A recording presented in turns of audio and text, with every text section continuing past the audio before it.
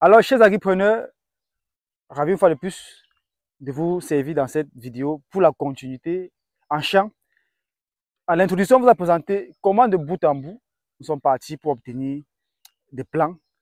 Et ces plans que vous avez obtenus, chers agripreneurs, durant ces différentes technologies que vous avez été présentés par le docteur à mes côtés, nous voici une fois de plus, chers agripreneurs, en plein champ pour vous présenter 1 mois, 2 semaines après le repiquage, comment est-ce que les plans ont évolué, comment est-ce qu'ils se comportent, afin de se rassurer effectivement si oui, nous sommes sur le bon chemin ou pas. Alors ensemble, avec l'intervention du docteur, on va essayer de savoir davantage ce qui se passe, qu'est-ce qu'on voit en image, qu'est-ce qui se fait. Alors docteur, bonjour. Bonjour, monsieur René. Nous sommes là sur la parcelle d'expérimentation des plans issus du laboratoire.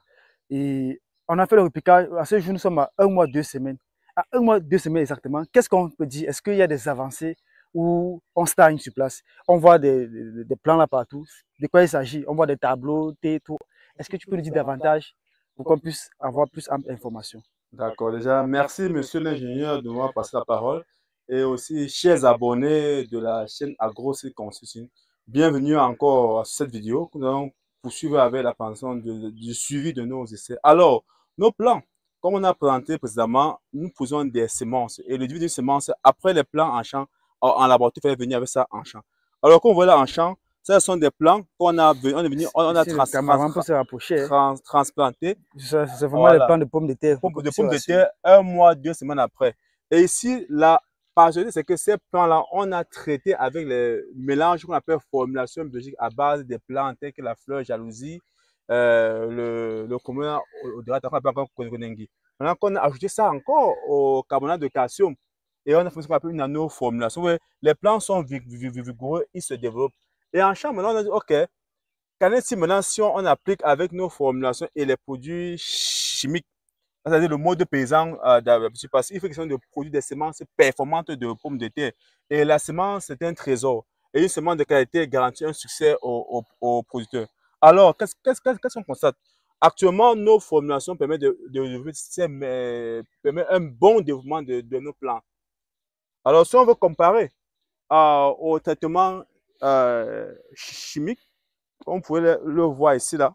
Si on veut comparer, même sans faire d'études statistiques, vous voyez que par rapport à d'autres traitements, c'est ici les plants ne se développent pas comme dans les traitements avec les produits biologiques. Donc, c'est pour vous dire que ces technologies de production des semences performantes à partir des boutures apicales qui sont issues des tubercules de pommes de terre. Rappelez-vous que cette ligne de boutures apicales, je mets le CIP et utiliser des vitraux plans. Mais nous, on a mis une innovation en contenant les vitraux plans, en partant d'une tubercule pour avoir 100 à 200 plans de pommes de terre. Et là, c'est ce devenir ces plans-là que nous allons ainsi suivre jusqu'à la fin et voir le rendement en termes de production en tubercule de classe A. Il faudrait dire aussi que les vitraux plans, l'accès n'est pas aussi évident. En termes de coût de production, pour les petits producteurs, est-ce que c'est pas accessible vraiment à tous? Mais par contre, avec cette technologie-ci, c'est accessible à tous, quoi. Oui, Et effectivement, les vitraux plans et que les plants produits par la culture in vitro, c'est-à-dire en milieu hyper contrôlé, sont hyper coûteux. C'est pour ça que vulgariser les techniques par la culture in vitro est aujourd'hui un réel problème. C'est pour ça que nous avons mis sur pied une technologie qui répond aux besoins du petit paysan, que chaque paysan peut lui-même produire ses propres semences.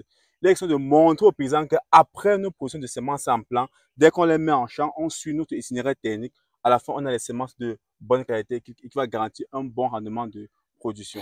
on ne le dira jamais assez, la semence de qualité représente le plus beau cadeau que peut recevoir un agriculteur. Mais une observation faite encore, docteur, c'est que on se rend compte que là où on a un peu utilisé en fait, les nanosimulateurs ou bien la formule biologique, on observe une très bonne évolution des plantes et aussi le taux de perte est faible, quoi, contrairement au milieu chimique.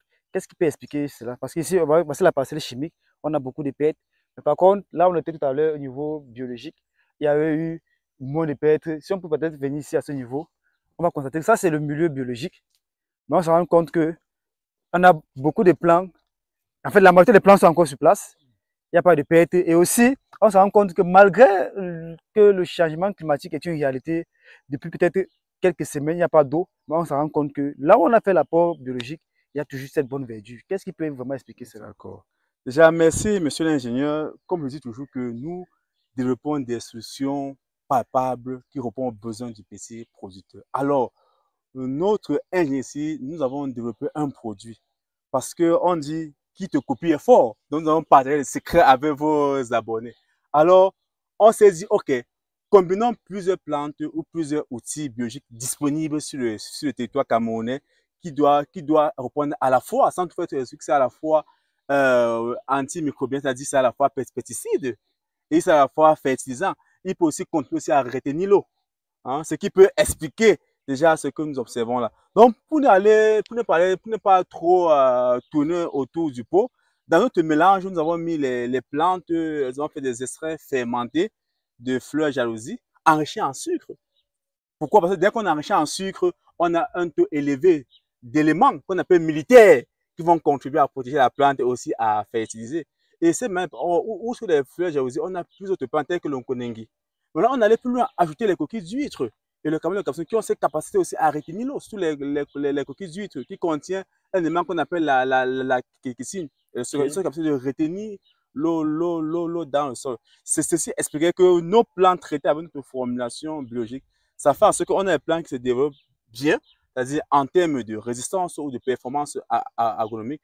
Maintenant, avec les aléas climatiques qui sévissent depuis le courant de l'année 2024, vous pouvez constater par vous-même que ces plans se développent mieux comparativement à ça. Ok. Sauf erreur de ma part, je pense que quand on parle des kétines et autres, des coquilles d'huîtres, ça renvoie au BIORS. Le BIORS qui est par ailleurs le partenaire officiel de l'agroécologie au Cameroun et à travers le monde. Donc, vous comprenez, chers agripreneurs, que vous devez vraiment avoir ce BIORS avec vous comme partenaire pour pouvoir faire face à ce changement climatique, pour pouvoir faire face à ce qui se passe. Et vous constatez que cette technique ou cette technologie présentée en amont au niveau du laboratoire jusqu'en champ permet d'avoir des semences de qualité, permet d'avoir des semences, on dirait des semences climato-intelligentes. Parce qu'aujourd'hui, il faut tenir compte de cela, il faut tenir compte de ces réalités. C'est le plus important chez les agriculteurs, c'est de rendre la chose accessible. Quand on parle d'agrofricanisme, ça veut dire que la solution à nos problèmes doit être trouvée par nous les Africains. C'est ce que nous sommes en train de faire aujourd'hui et voilà les avancées des résultats. Ça veut dire, si on part à travers cette technique qui est accessible, non seulement dans la pratique, mais en termes de coût, vous voyez que ça peut permettre d'apporter un boost, ça peut permettre d'apporter un plus, parce que nous savons que le secteur des pommes de terre, que ce soit au Cameroun ou en Afrique, représente en fait un gros problème en termes de semences, qui non seulement n'est pas disponible, mais qui coûte excessivement cher. Mais nous pensons qu'avec ceci, ça peut vraiment résoudre un très gros problème. Donc, docteur, nous allons peut-être tendre à la fin de la vidéo. Qu'est-ce que euh, l'agriculteur lambda qui nous regarde à travers le monde peut retenir ou doit apprendre de ces travaux? Déjà, merci, monsieur l'ingénieur. Notre mission concrète, c'est de développer des solutions qui vont aider l'agriculteur. Il est question de ne plus rendre des innovations comme un mythe pour l'agriculteur. Alors, tout au long de cette vidéo, nous avons abordé trois grands aspects. Le premier aspect, c'est d'apprendre l'agriculteur lambda à produire ses semences de pommes de terre. Ah oui. C'est-à-dire qu'un agriculteur prend une tubercule de pommes de terre qui fait pré-germer. De la tubercule de pommes de terre, il génère ses plusieurs semences en faisant des coupes, à ce qu'on appelle les boutures apicales. Et comment il fait pour rendre ça efficace? Il les traite avec des extraits fermentés que nous, on peut l'amener aujourd'hui, il peut prendre ces plantes, il les fermente, il traite. Alors que ça, il peut encore prendre l'eau de noix de coco, qui est un précurseur, qui contient beaucoup d'hormones. Il applique sur ces plants-là. Là, il va produire ses semences climato-intelligentes et performantes. Et il vendra un plant à 100 francs. Rappelez-vous qu'un hectare de pommes de terre prend environ 45 000 et 50 000 plants de pommes de terre ou de tubercules. Si disons que si à chaque cycle de production, vous posez, il faut renchérir. S'il y avait une tubercule, vous pouvez imaginer 100 plants. Prenez 1000 tubercules, monsieur l'ingénieur, et vous avez uniquement besoin du sol et des plants qui sont disponibles. Nous, la recherche, on a démontré. Maintenant, on vient partager avec ça. Le second aspect, il doit comprendre que il peut produire ses produits biologiques. Ce que je lui dis, nous avons démontré l'aspect scientifique. C'est-à-dire, tu prends 1 kg de ton matériel végétal, tu mets dans 5 litres d'eau, tu enrichis avec des 1000 kg de sucre roux. Tu fais différents. Après, tu mélanges ces formats. Après, tu mélanges dans les mêmes proportions et tu appliques en champ. Quand tu appliques sur ton produit, ou toi, tu as ton produit que toi, tu peux vendre, tu peux aller plus loin encore. Tu prends les poudres de coquilles que toi, tu ajoutes à l'intérieur. D'accord? Maintenant, le troisième niveau, c'est que, OK, c'est avec ça, ils peuvent vendre soit déjà ces semences à plants, aussi même les semences à tubercules pour montrer que ces plants produits, quand on les amène en champ et on consomme même traitement, elles évoluent rapidement et elles produisent mieux. Elles produisent mieux. Et ce que nous partons ici, c'est un retard de 4 ans d'expérience. Parce que nous avons passé 3 ans à faire ce même type d'expérience à l'ouest où les rendements ont été triplés par rapport au rendement habituel de lorsque ça a été traité. Ok. Donc nous venons partager ce savoir-faire avec le petit paysan. Ok, chers agripreneurs, il y a sans doute eu tellement d'informations. J'espère que vous avez pris des notes et que vous êtes peut-être à la page. Mais si vous n'êtes pas à la page, rassurez-vous, on peut toujours, pour vous, au grand plaisir, organiser des séances de formation pour pouvoir vous transmettre toutes ces informations, toutes ces techniques, toutes ces technologies, afin qu'ensemble, nous puissions valoriser ce que nous avons le plus cher, qui est la terre, et que nous puissions parvenir à une agriculture qui se veut être rentable, stable et durable chez les agripreneurs. Donc, je ne vais plus dire assez par rapport à ce que le docteur a dit.